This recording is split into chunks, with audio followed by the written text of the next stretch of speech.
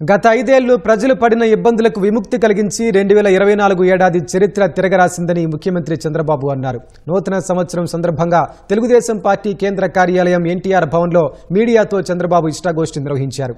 కూటమి ప్రభుత్వం అధికారంలోకి వచ్చినప్పటి నుంచి ప్రజలందరికీ భవిష్యత్తుపై ఓ భరోసా వచ్చిందన్నారు.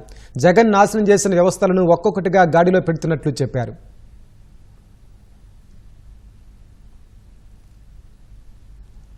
రాష్ట్రంలో కూటమి ప్రభుత్వం ఏర్పడిన 6 నెలల్లో 4 లక్షల కోట్ల పెట్టుబడులు వచ్చాయని ముఖ్యమంత్రి చంద్రబాబు స్పష్టం చేశారు. జగన్ ఉంటే పారిశ్రామికవేత్తలు మళ్లీ ఏపీ వైపు చూసేవారా అని ప్రశ్నించారు. నూతన సంవత్సరం సందర్భంగా పార్టీ కేంద్ర కార్యాలయం ఎన్టీఆర్ భవన్లో మీడియాతో ఇష్టాగోష్ఠి నిర్వహించిన ఆయన జగన్ పాలనలో 5 ఏళ్లు మీడియా కూడా ఎన్నో ఇబ్బందులు పడిందన్నారు. అధికారులను జగన్ బురదగుంటలో తోసేసి అందరికీ మట్టి పూశాడని మండిపడ్డారు. కొందరు అధికారులు జగన్ మాటలు విని పనిచేశారని విమర్శించారు. అమరావతి, పోలవరంతో పాటు అనేక వ్యవస్థలను నాశనం చేశారన్నారు.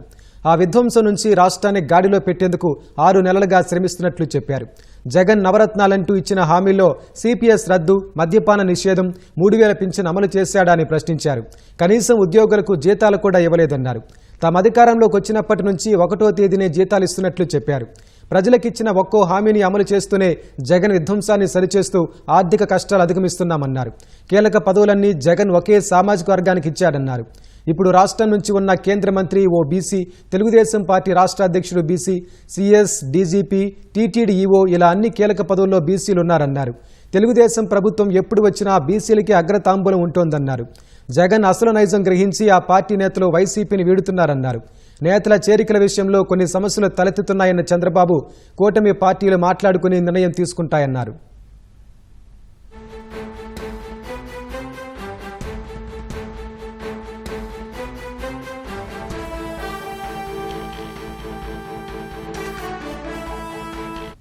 సెకీ అక్రమాల్లో జగన్ తమకు లడ్డూలా దొరికాడని చంద్రబాబు వ్యాఖ్యానించారు. కూటమి ప్రభుత్వంలో విద్యుత్ ఛార్జీల పెంపు ఉండదన్నారు. పదవి నుంచి దిగిపోతూ విద్యుత్ ఛార్జీల పెంపు నిర్ణయం తీసుకున్న జగన్ కూటమి ప్రభుత్వం పెంచిందనడం దుర్మార్గమని మండిపడ్డారు. ఒక్క విద్యుత్ రంగంలోనే 1,29,000 కోట్ల అప్పు చేసి జగన్ దిగిపోయాడని విమర్శించారు. విద్యుత్ రంగంలో జగన్ చేసిన పాపాలు ఒక్కొక్కటిగా బయటకొస్తున్నాయన్నారు. జగన్ చేసిన పాపాలు అనేకమన్న చంద్రబాబు వాటన్నింటినీ ఒక్కొక్కటిగా సరిచేస్తున్నట్లు చెప్పారు. దెబ్బతిన రహదారుల్లో మార్పు కనిపిస్తోందన్నారు. జగన్ పట్టించుకొని రహదారులన్నింటినీ తామే బాగు చేస్తున్నామని చంద్రబాబు స్పష్టం చేశారు.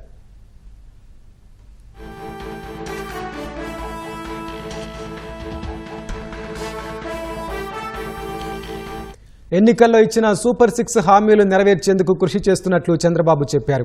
తల్లికి వందనం, మహిళలకు ఉచిత బస్సు ప్రయాణం, అన్నదాత సుఖీభవ కార్యక్రమాలన్నీ అమలు చేసి తీరుతామన్నారు. పలుమార్లు ఢిల్లీ పర్యటన ద్వారా కేంద్రంతో సమన్వయం చేసుకుని నిధులు తెచ్చుకోగలుగుతున్నామన్నారు. ప్రజల్లో ప్రభుత్వంపై నుంచి మంచి అభిప్రాయం ఉందన్నారు. ప్రజల ఆలోచనలు, అవసరాలు ఎప్పటికప్పుడు తెలుసుకుంటూ అందుకనుగుణంగా పరిపాలనా విధానాలను మార్చుకుంటున్నట్లు చెప్పారు. ఎమ్మెల్యేలకు దశలవారీగా కౌన్సిలింగ్ చేస్తున్నట్లు వివరించారు. సామాజిక బాధ్యతను శాసనసభ్యులకు గుర్తు చేస్తూ వారు ప్రజలకు జవాబుదారీలా ఉండేలా కంట్రోల్ చేస్తున్నానన్నారు. ఎవ్వరూ తప్పులు చేయొద్దని పదే హెచ్చరిస్తున్నానన్నారు. సామాజిక మాధ్యమాల్లో తప్పుడు పోస్టులు పెట్టకుండా చాలా వరకు నియంత్రించగలిగినట్లు చెప్పారు. ఇంకా సమీక్షించుకుని ప్రజలకు ఏది మేలో అదే చేస్తామన్నారు. కొన్ని అంశాల్లో శ్రేణుల అభిప్రాయాలు, తన అభిప్రాయాలకు తేడా ఉంటోందన్నారు. సమాజానికి హానికరమైన వారిని వదిలేది లేదన్నారు.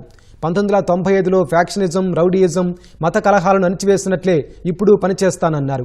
కొందరు కార్యకర్తలు తమ సొంత అజెండాను తాను అమలు చేయాలనుకుంటున్నారన్నారు. జగన్లా తాము తప్పులు చేస్తే ఎలా అని ప్రశ్నించారు.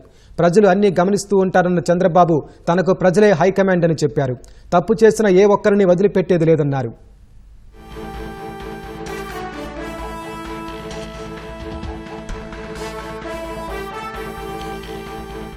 కూటమి ప్రభుత్వంపై ప్రజల ఆకాంక్షలు కూడా పెరిగాయన్న చంద్రబాబు అన్నీ రాత్రికి రాత్రే జరిగిపోవాలి అంటే సాధ్యం కాదనే విషయాన్ని అందరూ గమనించాలన్నారు. ఆర్థిక పరిస్థితిని గాడిన పెట్టి అందరి సమస్యలు పరిష్కరించాల్సిన బాధ్యత తనపై ఉందన్నారు. అధికారులు కూడా ప్రజల ఆకాంక్షలకు తగ్గట్టుగా పనితీరు మార్చుకుని ముందుకెళ్లాలని స్పష్టం చేశారు. తెలుగుదేశం పార్టీ త్వరలోనే 1 కోటి సభ్యత్వాలను నమోదు చేసుకుంటుందన్నారు. మంగళగిరి, పాలకొల్లు, కుప్పం నియోజకవర్గాల్లో సభ్యత్వ నమోదు వేగం ఉందన్నారు.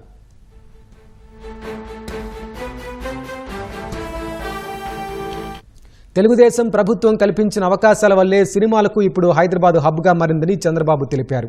ఇప్పుడు సినిమాలకు ఓవర్సీస్ మార్కెట్ బాగా పెరిగిందన్నారు. అమరావతి నిర్మాణం పూర్తయితే సినిమాలన్నీ ఇక ఏపీలోనేనని చెప్పారు. అమరావతిలో సినిమాలకు మంచి మార్కెట్ ఉంటుందని వెల్లడించారు.